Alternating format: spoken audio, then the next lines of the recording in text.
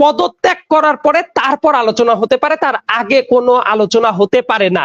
তার কারণ আপনি কি গর্দানের সাথে তলোয়ারের কোনো আলোচনা চান? প্রত্যেকটা প্রাণ যদি ফিরিয়ে এনে দিতে পারেন, কবর থেকে যদি তাদেরকে জীবিত তুলে এনে দিতে পারেন, শুধুমাত্র তখনই আলোচনার দ্বার উন্মুক্ত থাকতে পারে। কিন্তু তার আগে কিসের আলোচনা?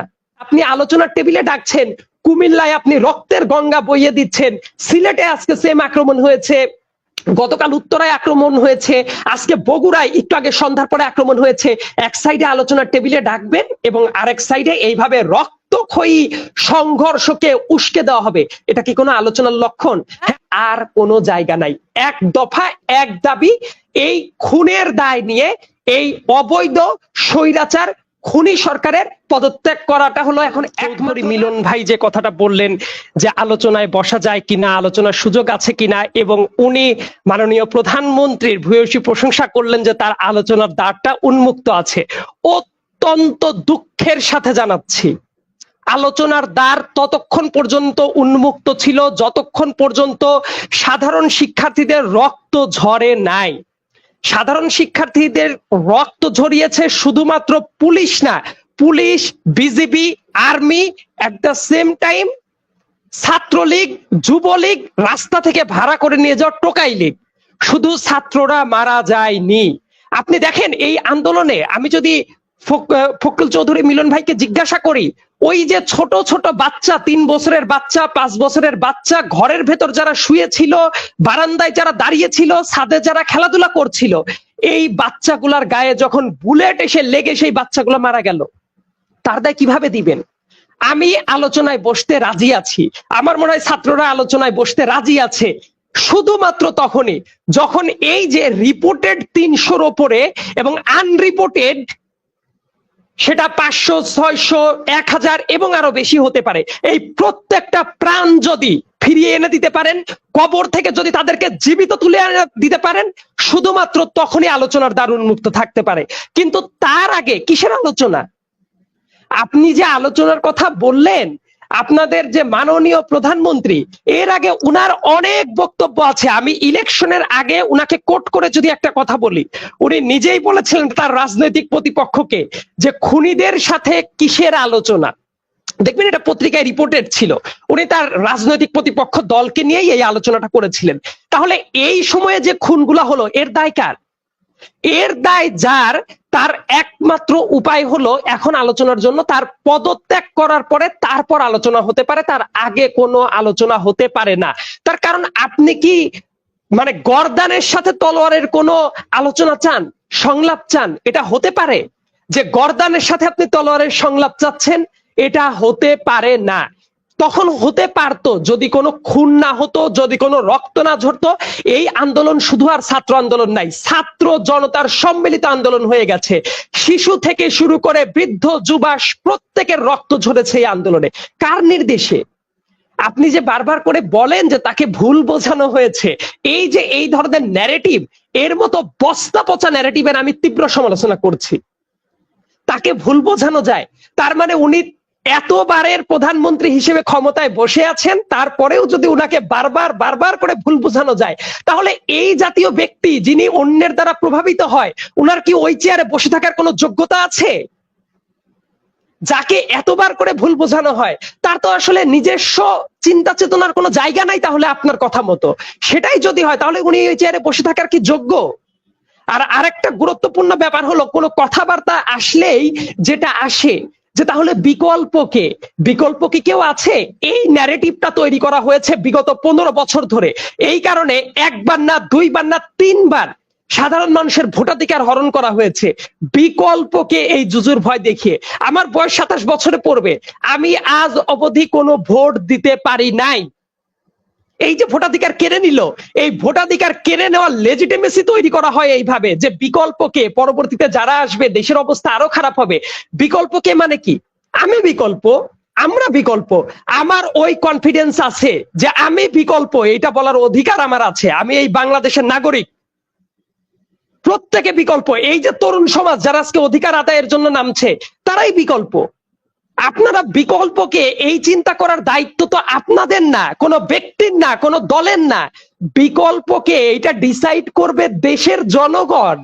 কাকে নির্বাচিত করবে, কাকে পার্লামেন্টে পাঠাবে, এটার দায়িত্ব কি অন্য কেউ ডিসাইড করে দেওয়ার? আমাকে এসে আওয়ামী লীগের কেউ বলবে যে বিকল্প নাই, অতএব আমরাই ক্ষমতায় বসে থাকবো, এটা হতে পারে? বিকল্পকে এটা ডিসাইড করার এখতিয়ার অ্যাবসলিউটলি দেশের জনগণের। তারা কাকে ভোট দিয়ে পার্লামেন্টে নিবে তারা বুঝবে।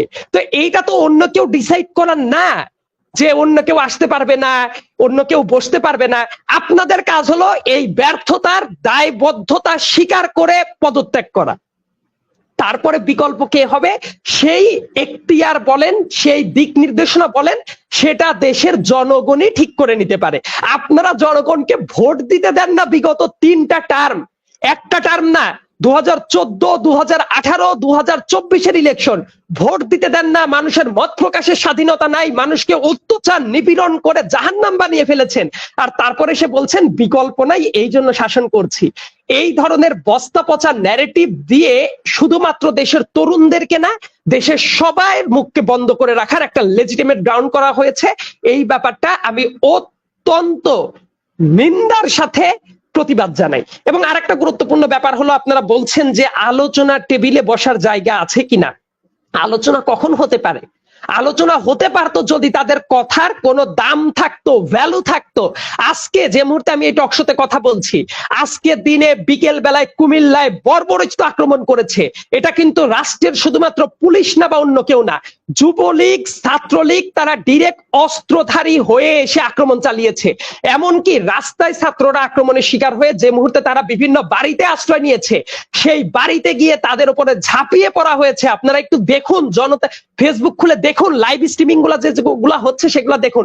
অবশ্য আপনারা তো এটাও দেখাতে দিতে চান না, এই কারণে ফেসবুক বন্ধ করে দেন, ইউটিউব বন্ধ করে দেন, সোশ্যাল মিডিয়া বন্ধ করে দেন, ইন্টারনেট ব্ল্যাকআউট করে দেন কোনো কারণ ছাড়া।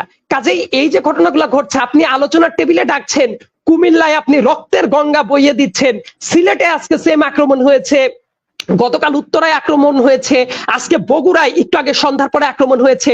এক সাইডে আলোচনার টেবিলে ডাকবেন এবং আরেক সাইডে এইভাবে রক্তক্ষয়ী সংঘর্ষকে উস্কে দেওয়া হবে, এটা কি কোনো আলোচনার লক্ষণ? হ্যাঁ, আমি বুঝতাম যে মুহূর্তে আলোচনার সংঘাত শুরু হয়েছিল ওই মুহূর্তে ছাত্রলীগকে যারা লেলিয়ে দিয়েছিল, আমি একজন সবচেয়ে দায়িত্বশীল একজন মন্ত্রীর কথা বলতে পারি যিনি সরাসরি বলেছেন ছাত্রদের এই জবাব দেওয়ার জন্য ছাত্রলীগ প্রস্তুত। তার মানে উনি তো নিজেই উস্কে দিলেন। তো ছাত্রলীগকে উনি উস্কে দিলেন, তারপর পুলিশ, আর্মি, বিজিবি এসে ডিরেক্ট গুলি করে মারা হয়েছে। আপনি কি রাস্তাঘাটে দেখেন নাই যে মানুষ কিভাবে মরেছে? এত সংঘর্ষ মারামারিতে না, ডিরেক্ট ফায়ার করা হয়েছে তাদের উপরে। কতগুলা লাশ, এই লাশের কোনো ইয়ত্তা নাই। যদিও দেখানো হচ্ছে 300 জনের মতো, সরকারি হিসাবে সেটা আরো অনেক কম, কিন্তু বাস্তবতা আরো অনেক বেশি। হাসপাতালে ডেথ রেজিস্টার ঠিক মতো এন্ট্রি করা হয় নাই। সো এই যে এত অনিয়ম, এত অনাচার, এরপরে আর কিসের আলোচনা? আলোচনা হতে পারতো যদি তাদের সদিচ্ছা থাকতো। আপনি একদিকে ছাত্রদের আলোচনায় ডাকবেন, অন্যদিকে রাতের বেলায় গণ গ্রেপ্তার চালাবেন। ব্লক রেড চলছে এই দেশে, প্রত্যেকটা দিন শত শত হাজার হাজার ছাত্রকে রাতের বেলায় গ্রেপ্তার করা হচ্ছে, কেউ ঘুমাতে পারছে না। তাহলে কি কাদের নিয়ে আলোচনা করবেন? এমনকি এইচএসসি পরীক্ষার্থী যারা আছে তাদেরকে গ্রেপ্তার করা হয়েছে। আইনের দৃষ্টিতে যারা শিশু, অর্থাৎ 18 বছরের কম এমন শিশুকে রিমান্ডে পাঠানো হয়েছে। এই রিমান্ডে পাঠানো হলো জাতিসংঘের যে শিশু অধিকার যেটা আছে, সিআরসি কনভেনশন যেটা আছে, বাংলাদেশের শিশু আইন যেটা আছে, এটারই স্পষ্ট লঙ্ঘন করা হয়েছে। 17 বছরের ছেলেকে যখন রিমান্ডে পাঠানো হয়েছে, আমি আইনের ছাত্র ছিলাম, আমি আইনের প্রভিশন ধরে যদি কথা বলি, শিশু আইন 2013 নামে যে আইনটা আছে, সেই আইন অনুসারে একটা শিশুকে কি রিমান্ডে পাঠানো যায়? একটা শিশুকে কি নরমাল মেট্রোপলিটন ম্যাজিস্ট্রেট কোর্টে কি তার বিচার করা যায়? একটা শিশুকে কি গ্রেপ্তার করে হাতকড়া পরানো যায়, দড়ি দিয়ে বেঁধে নেওয়া যায়? এর একটা কাজও করা যায় না। সেটা হয়েছে শুধুমাত্র ওই একটা ছেলের সাথে না। এই ধরনের আইনগত ভাবে যারা শিশু, 18 বছরের কম, এমন অনেক ছেলেকে জেলে নেওয়া হয়েছে, বিচার করা হয়েছে। কোন দেশের বিচার ব্যবস্থার কথা বলছেন? যারা বিচার করছে তারা আইন পড়ে নাই, তারা জানে না। ডিবি কার্যালয়ে নিয়ে সমন্বয়কদেরকে আটক করে রাখা হয়েছে 1, 2, 3 দিনের ওপরে। কোন আইনের বদলতে? এই দেশে কোনো আইন নাই, কোনো প্রতিষ্ঠান নাই, কোনো নির্বাহী আদেশ নাই। প্রত্যেকটা সিস্টেম কোলাপস করে দিয়ে আপনি বলবেন বিকল্পকে? এইভাবে হতে পারে না। বিকল্প দেখার দায় আপনাদের না, বরং জনগণের হাতে ছেড়ে দেন। জনগণই ঠিক করে নিবে বিকল্পটা কি হবে। কারণ এই দেশটা জনগণের, জনগণ এই দেশের মালিক। কে বলেছে? সংবিধান বলেছে।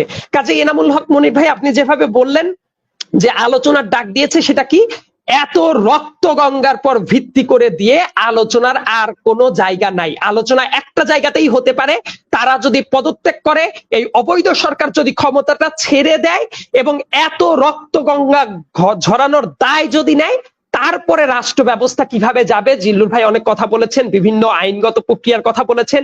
দেশের সংবিধান আছে, দেশের রাষ্ট্রপতি আছে, দেশের পার্লামেন্ট আছে, তারা কোনো আইন প্রণয়ন করতে পারে, সেটা বিভিন্ন বেসিসে হতে পারে, কিংবা রাজনৈতিক ঐক্যমতের ভিত্তিতেও হতে পারে, যেটা বাংলাদেশে অতীতেও নজির আছে। তো এটা ঠিক করে দেওয়ার দায়িত্ব, ওই যে ভুল বোঝানো হয়েছে, উনি তো আলোচনার দুয়ার খোলা রেখেছেন, এই জাতীয় বস্তা পচা আলোচনার জায়গাটা আর কোনো জায়গা নাই। এক দফা এক দাবি, এই খুনের দায় নিয়ে এই অবৈধ স্বৈরাচার খুনি সরকারের পদত্যাগ করাটা হলো এখন একমাত্র দাবি। এরপরে তারপর আলোচনাটা কিভাবে চলবে সেটা তার পরের ব্যাপার।